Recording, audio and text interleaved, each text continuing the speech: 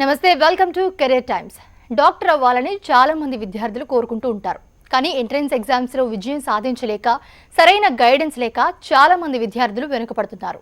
Neat ఎగ్జామ్స్లో qualify అవ్వలేదు కానీ బాధపడే విద్యార్థులకు ఫిలిప్పీన్స్లోని లూషియం నార్త్ వెస్టర్న్ యూనివర్సిటీ వారు, ఫిలిప్పీన్స్ ఎడ్యుకేషన్ డిపార్ట్మెంట్ వారి అనుమతితో మన హైదరాబాద్లో మెలూహా ఇంటర్నేషనల్ స్కూల్లో ఫస్ట్ ఇయర్ మెడిసిన్ చదువుతూ నీట్ కోచింగ్ తీసుకుంటూ సంవత్సరం వేస్ట్ కాకుండా అద్భుతమైన అవకాశం కల్పిస్తున్నారు. దీని గురించి మరిన్ని వివరాలు అలాగే లూషియం నార్త్ వెస్టర్న్ యూనివర్సిటీ ప్రతినిధి వెలగపూడి శ్రీనివాస్ బాబు గారు మనతో పాటు లైవ్లో ఉన్నారు. వారిని అడిగి మరిన్ని వివరాలు తెలుసుకుందాం. నమస్తే అండి శ్రీనివాస్ గారు. నమస్తే అండి. ముందుగా డాక్టర్ అవ్వాలి అనేది చాలా మంది కల ఉంటుంది. బట్ ఈ ఎగ్జామ్స్లో క్వాలిఫై అవ్వకపోవడం గురించో లేకపోతే నీట్ ఎగ్జామ్ అనేది మనం ముఖ్యంగా మాట్లాడుకుంటూ ఉన్నాము. అయితే మీ సంస్థ ద్వారా విద్యార్థులకి ఎలాంటి అవకాశాలు కనిపిస్తున్నారు? Okay madam, first of all మనం ఇండియాలో మెడికల్ ఎడ్యుకేషన్ గురించి పరిస్థితి చూస్తే మన ఇండియాలో ఈ సంవత్సరం almost 15 lakhs change students NEET exam రాశారండి.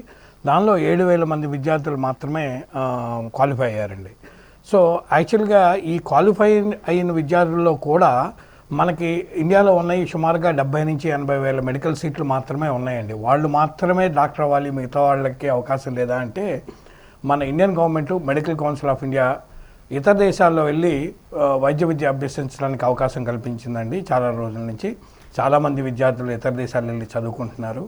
సో ఇక్కడ ఇతర దేశాలు వెళ్ళి వైద్య విద్యార్థులు మనం ఇతర దేశాలు వెళ్ళి చదువుకోవాలి అనుకున్నప్పుడు, వైద్య విద్య చదువుకోవాలనుకున్నప్పుడు మనం మెయిన్గా చూడాల్సిన 2 విషయాలు చూడకుండా స్టూడెంట్స్ కానీ పేరెంట్స్ కానీ జస్ట్ ఇతరులను ఫాలో అవుతామండి.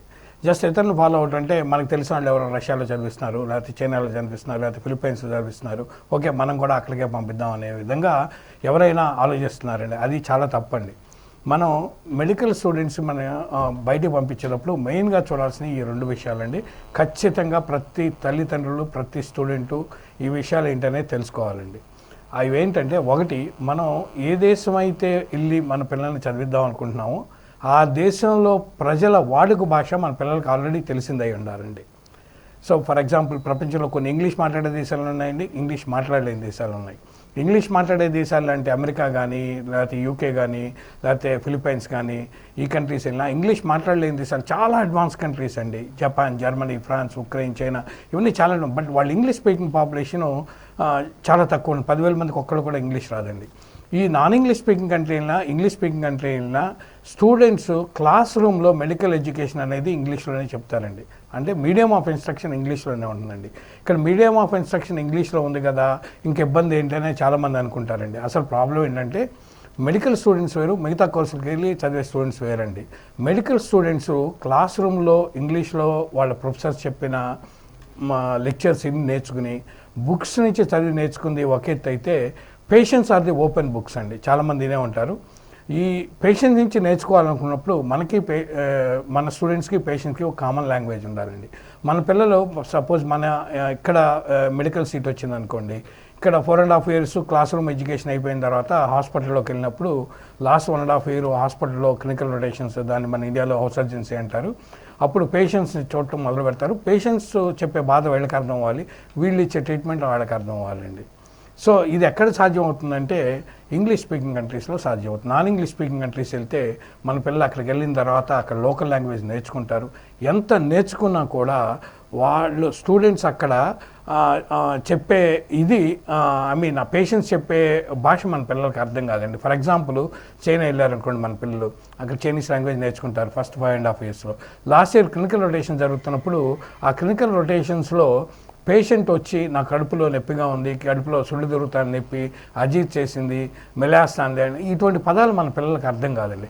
జనకు అర్థం కాక 1-2 సార్లు చెప్పని అడిగేసరికి ఆ పేషెంట్ డాక్టర్ గారికి నేను చెప్పిన బాధే అర్థం కాలేదు, ట్రీట్మెంట్ ఏ విధంగా ఇస్తారనే భయంతో అక్కడ లోకల్ స్టూడెంట్స్ వీళ్ళతో పాటు చదువుతున్న మెడికల్ స్టూడెంట్స్ ఉంటారు, వాళ్ళే చూపిస్తున్నారు కానీ వీళ్ళకి దగ్గరికి వచ్చి ట్రీట్మెంట్ తీసుకోవట్లేదు.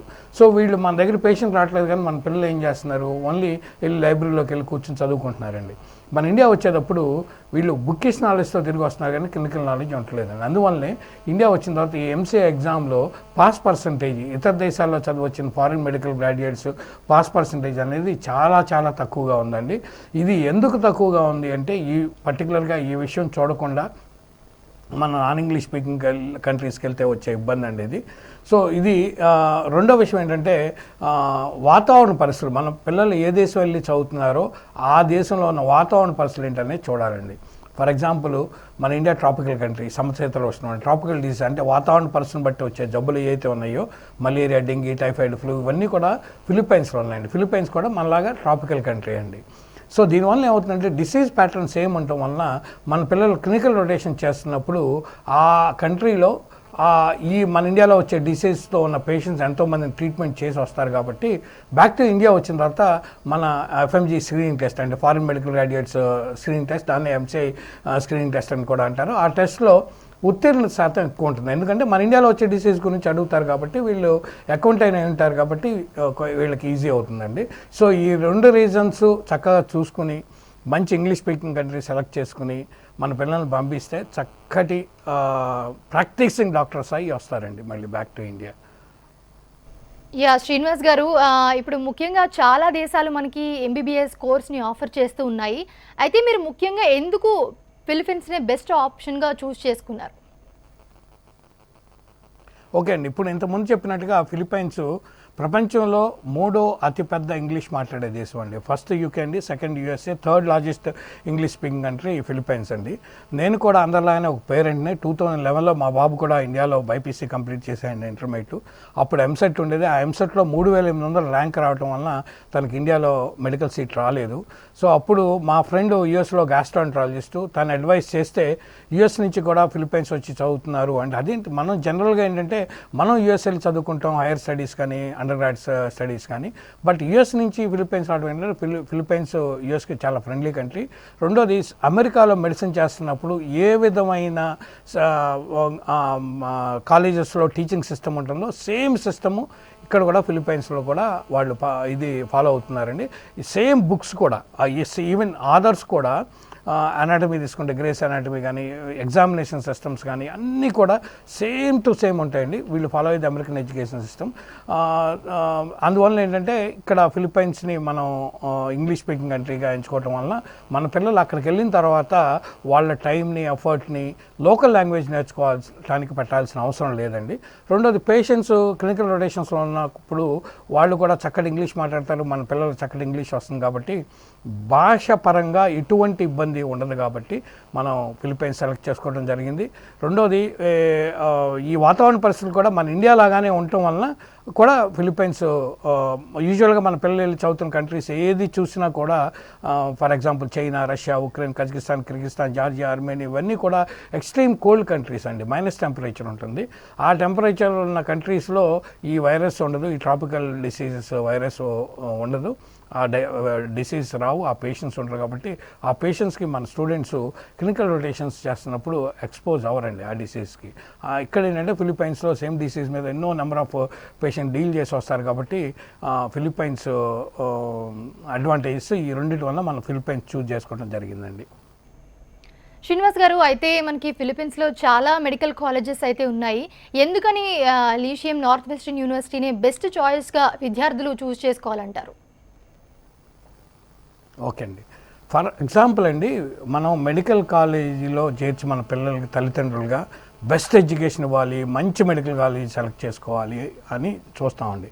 ఈ ప్రాసెస్లో మనం కొన్ని తప్పులు చేస్తూ ఉంటాం. బేసిక్ ఏంటంటే మెడికల్ ఎడ్యుకేషన్కి ఒక మంచి మెడికల్ కాలేజ్ సెలెక్ట్ చేసుకోవాలంటే ఆ మంచి మెడికల్ కాలేజ్ అనే పేరు ఎట్టా వస్తుంది అనేది గమనించాలండి. ముందు ఆ కాలేజీ యొక్క ఓనర్ను, suppose for example royal medical college వస్తే ఆ కాలేజ్ యొక్క ఓనర్నో లేకపోతే ఆ కాలేజీలో ఉన్న ఫ్యాకల్టీనో చూసి ఈ కాలేజ్ మంచిదని చెప్పలేమండి. బేసిక్ ఏంటంటే ఆ కాలేజీకి ఉన్న హాస్పిటల్కి వచ్చే పేషెంట్స్ని బట్టి మనం బెస్ట్ కాలేజ్ అనేది డిసైడ్ అవుతుందండి. మీరు ఎక్కడైనా చూడొచ్చు, బాగా హాస్పిటల్ పెద్దదే ఉండి ఎక్కువ పేషెంట్స్ వస్తున్న కాలేజ్కి ఫస్ట్ ఎక్కువ మంది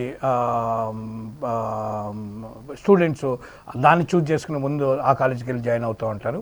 అట్లాగే లైసియం నార్త్ వెస్ట్ యూనివర్సిటీకి ఉన్న కాలేజీకి ఉన్న హాస్పిటల్, టీచింగ్ హాస్పిటల్ చాలా గొప్ప హాస్పిటల్ అండి. Government hospital, region 1 medical centre అంటారు. ఫిలిప్పైన్స్లో 5వ అతిపెద్ద హాస్పిటల్ అండి. దీనిలో 600 వర్కింగ్ డాక్టర్స్ ఉన్నారండి. మనం ఇక్కడి నుంచి పంపించే 200 స్టూడెంట్స్కి 600 వర్కింగ్ డాక్టర్స్ ఉన్న హాస్పిటల్లో మన పిల్లలు ఫైనల్ 1.5 ఇయర్లో క్లినికల్ ట్రైనింగ్ అనేది పొందుతారు. కాబట్టి ఇది చాలా అద్భుతమైన అవకాశంగా చెప్పవచ్చండి. రెండోది ఏంటంటే ఇది క్యాపిటల్ సిటీ, ఫిలిప్పైన్స్లో క్యాపిటల్ సిటీ మనీలాకి ఆల్మోస్ట్ 180 కిలోమీటర్స్ దూరంలో ఉందండి. 3 to 4 అవర్స్ డ్రైవింగ్ డిస్టెన్స్లో ఉంది. యూజువల్గా ఏంటంటే మనీలా అనేసరికి ఇది టూరిస్ట్ ప్లేస్ అండి. ఆ టూరిస్ట్ ప్లేస్కి టూరిస్టులు వస్తారు కాబట్టి టూరిస్టులకు కావాల్సిన ఫెసిలిటీస్ అన్నీ ఉంటాయండి. ఆ ప్లేసెస్ స్టూడెంట్స్ సూటబుల్ కాదు అని నా ఉద్దేశం అండి. అందువల్ల ఏంటంటే మనం ఇది దగుపాన్ అనే ఒక ప్రొవియన్స్లో ఉందండి, ఒక స్టేట్ క్యాపిటల్లో. సో ఇక్కడ ఏంటంటే టూరిస్ట్ ప్లేస్ కాదండి ఇది. రెండోది ఏంటంటే ఎడ్యుకేషన్ చాలా బాగుంటుంది.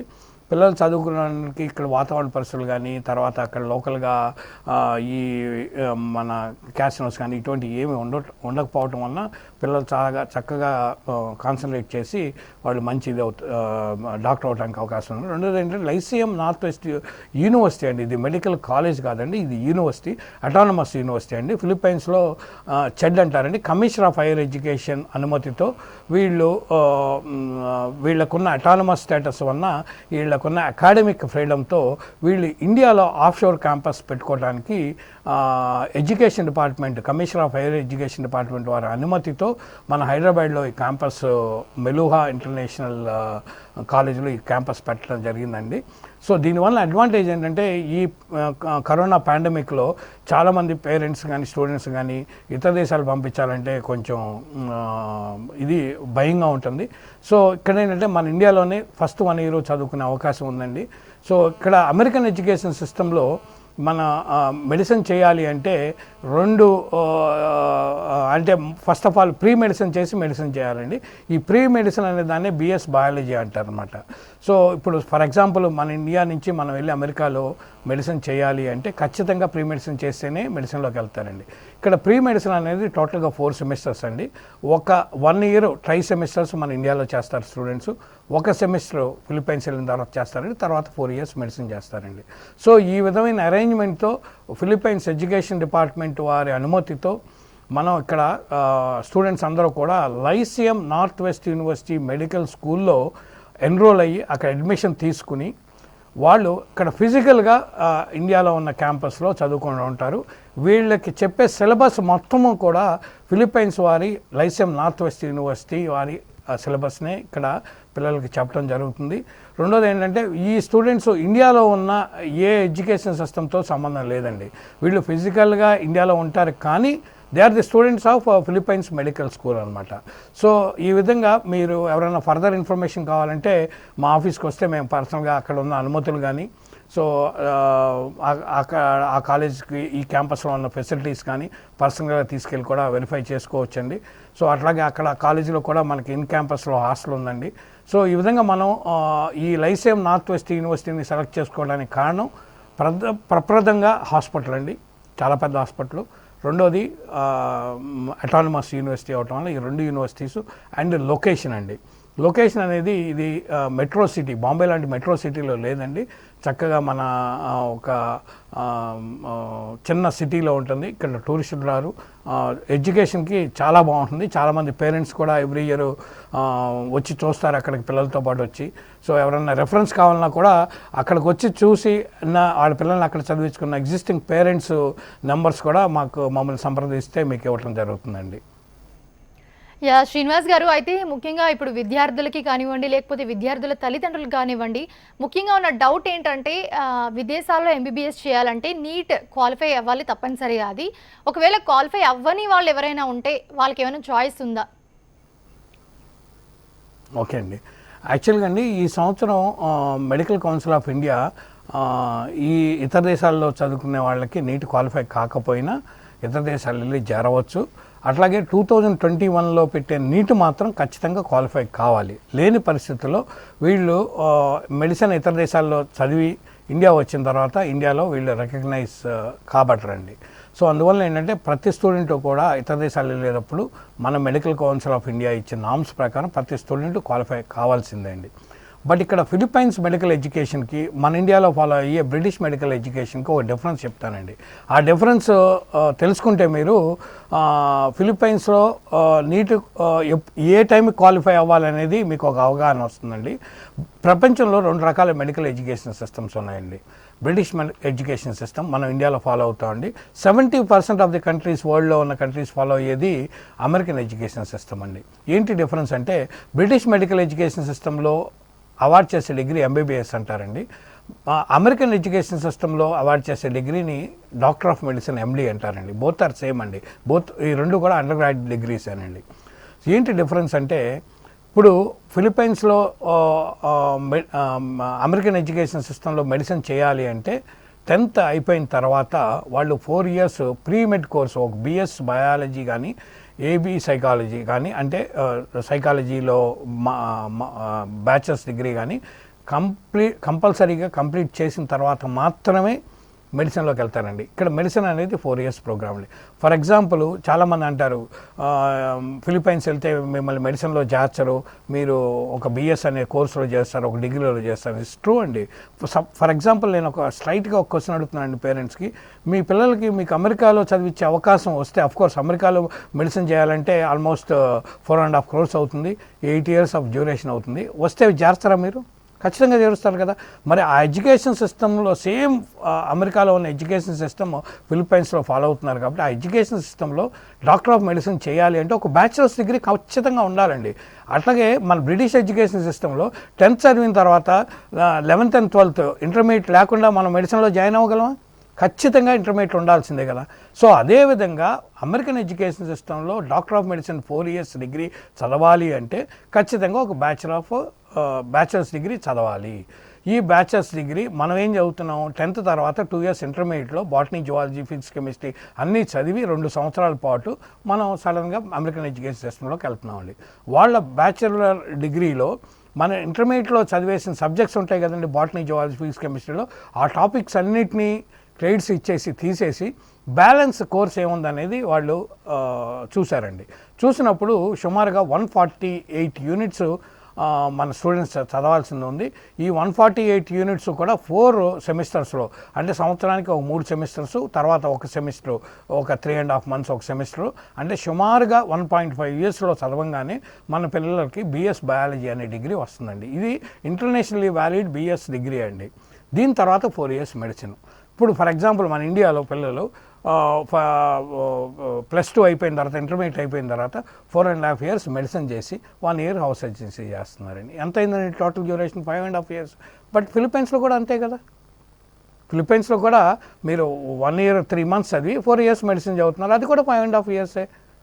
సో ఇక్కడ ఎటువంటి డిఫరెన్స్ లేదండి. ఏ కంట్రీకి ఆ కంట్రీలో ఉన్న గవర్నమెంట్ ప్రకారం వాళ్ళ డ్యూరేషన్ డిసైడ్ అయి ఉంటుందండి. ఇక్కడ మెయిన్గా చూసుకోవాల్సిన డ్యూరేషన్ కానీ మీరు బిఎస్ డిగ్రీకి వెళ్తున్నారా లేకపోతే మెడిసిన్ చదువుతున్నారా. మెడిసిన్కి వెళ్ళాలి అంటే ఒక ప్రిపరేటరీ కోర్స్ అండి. సడన్గా ఇంటర్మీడియట్ చదివి మన ఇండియాలోనో డైరెక్ట్గా మెడిసిన్లో చేరుస్తారు. అక్కడ కాకుండా వీళ్ళు ప్రిపేర్ చేసి మెడిసిన్లోకి పంపిస్తారనమాట.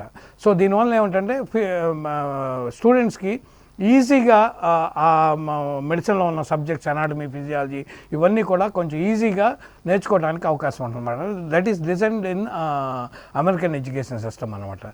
సో దీనివల్ల ఏంటంటే చాలామంది స్టూడెంట్స్ ఈ 2 సిస్టమ్స్లో డిఫరెన్స్ గమనించిన తర్వాత మన ఇండియన్ గవర్నమెంట్ పెట్టిన రూల్ ఏంటంటే మెడిసిన్లో ఇతర దేశాల్లో మెడిసిన్లో జాయిన్ అయ్యే సంవత్సరానికి మనం నీట్ క్వాలిఫై ఉండాలి అనేది అందరికీ తెలిసిన విషయం అండి.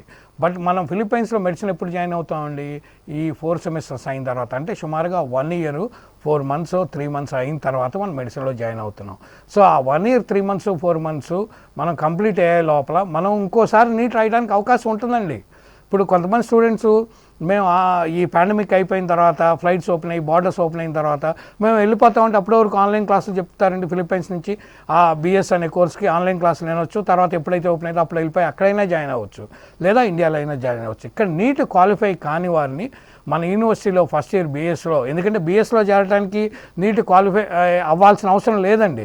అందువల్ల మనం ఈ కోర్సులో చేరి మన ఇండియాలోనే వాళ్ళ ఆఫ్షోర్ క్యాంపస్లో approved by Philippines education department approve అయిన క్యాంపస్లో చదువుకుంటూ ఆ కాలేజ్ స్టూడెంట్గా చదువుకుంటూ, నాట్ ఇండియన్ మెడికల్ సిస్టమ్ కానీ ఏ యూనివర్సిటీ స్టూడెంట్ కాదండి. వీళ్ళు చదువుకుంటూ వాళ్ళే కరికులం ఇస్తారు, వాళ్ళే ఎగ్జామ్స్ పెడతారు. Mark sheets every semester ending exams, semester ఎండ్లో టీఆర్ ట్రాన్స్క్రిప్ట్ ఆఫ్ రికార్డ్స్ అన్నీ కూడా ఆ యూనివర్సిటీ వాళ్ళే ఇస్తారండి.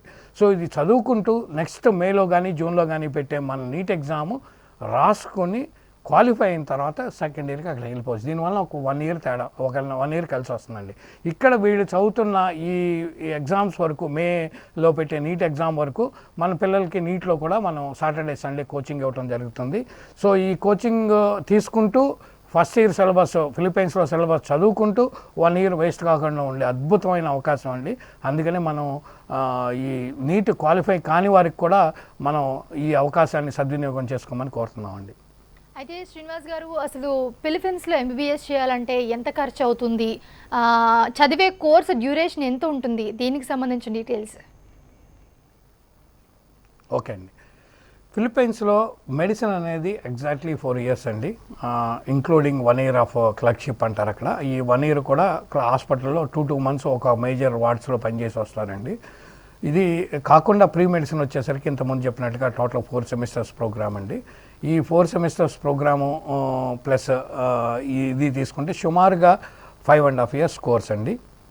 ఈ 5.5 years కోర్సుకు గాను ఇవాళ ఉన్న డాలర్ ప్రైస్ ప్రకారం క్యాలిక్యులేట్ చేసుకుంటే మన ఇండియన్ రూపీస్లో సుమారుగా 16,90,000 వస్తుందండి.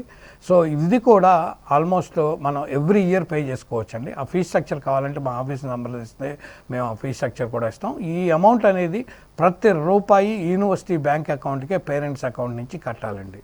సో ఇది వచ్చేసరికి కాలేజ్ ఫీ స్ట్రక్చర్ అండి.